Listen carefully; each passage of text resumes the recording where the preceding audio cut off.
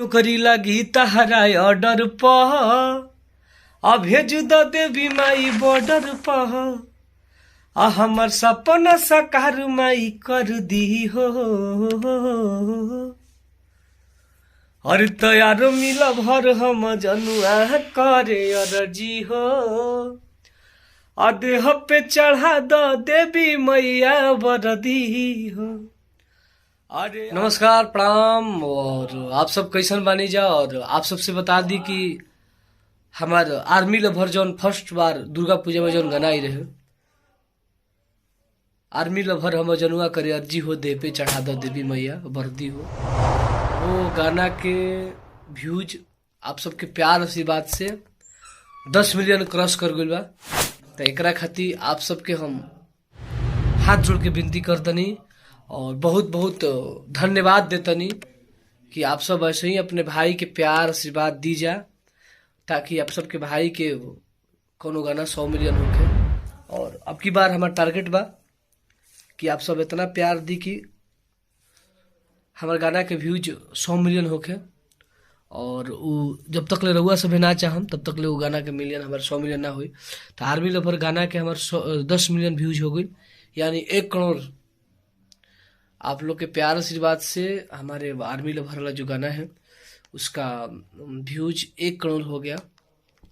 और जिसका लाइक है 2 लाख, तो लव यू 2 लाख लाइक आप लोग दिए और 1 करोड़ यानी 100 लाख आप लोगों ने मेरे गाने को देख लिए। लव यू जितने भी भगवान स्वरूपी जनता है। और आप सबके प्यार आशीर्वाद हमेशा हमारा मिलत रहेला, यही मिलत रही। तो लव यू आप सबके हमारा तरफ से। और जो गाना के लिखले रही सुनील सागर जी, म्यूजिक आर्या शर्मा जी दे रही, और रिकॉर्डिंग हुआ था अनिल यादव कालिका परिवार में, और डुएट में शिल्पी राज जी रही। तो लव यू आप सब ऐसे ही हमारा गाना के प्यार आशीर्वाद देते रही। और बहुत बहुत हमारा खुशी होता कि हमारे गाना के आज व्यूज 10 मिलियन हो गई आर्मी लवर गाना के। तो यही तू लोग प्यार बने रहो, तार लोग के प्यार रही तो एकदम भोजपुरी में भाई तार लोग के एक तरफ राज करी। और तू लोग सही प्यार बने रहो अपना भाई पे, ठीक बा ना। और बहुत सारे भाई लोग बोलते हैं कि भैया थोड़ा आप गाना गा दीजिएगा, तो मैं गा दे रहा हूँ। गाना है कि अरे क्यों करी लगी तहरा ऑर्डर पह भेज द देवी माई बॉर्डर पह हमर सपना साकार माई कर दी हो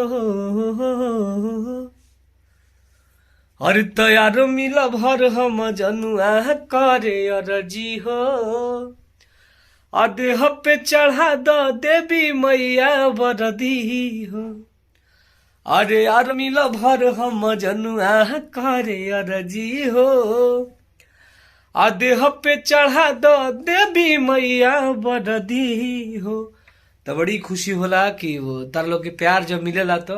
और हमार दिल गदगद हो गए गाना के तू लोग एक तरफा हमार लाइफ के सबसे बड़ा गाना अगर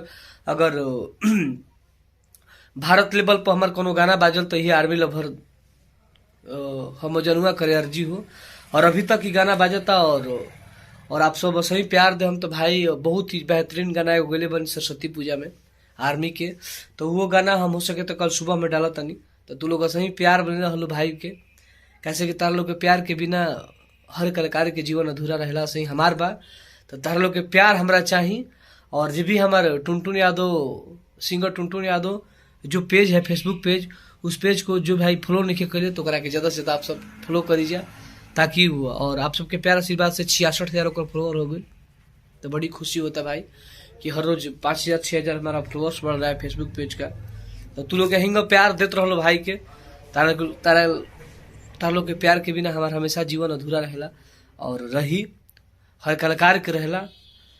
और अभी हमारे एगो गाना बहुत ही अच्छा चलता, हर की सुन तानी की तोर यार हो बागी बाते बाते पदेला गोली उदागी टला खो रखल बाटे तोरा इनाम राजा प तो के करू भाखल बड़ू बेजान दी कोर्ट में बयान असगरो चलेला चलाना रंग बाज राजा के लोगवा जानेला जमाना रंग भाज राजा के सगरे चलेला चलाना रंग भाज राजा के नमवा जानेला जमाना रंग भाज राजा के। तो आप सब टुनटुन यादव ऑफिशियल चैनल पे जाइए और जो भी भाई रील्स बना होता वो एक बार जरूर हमारा रंगबाज राजा गाना पे रील्स बनावे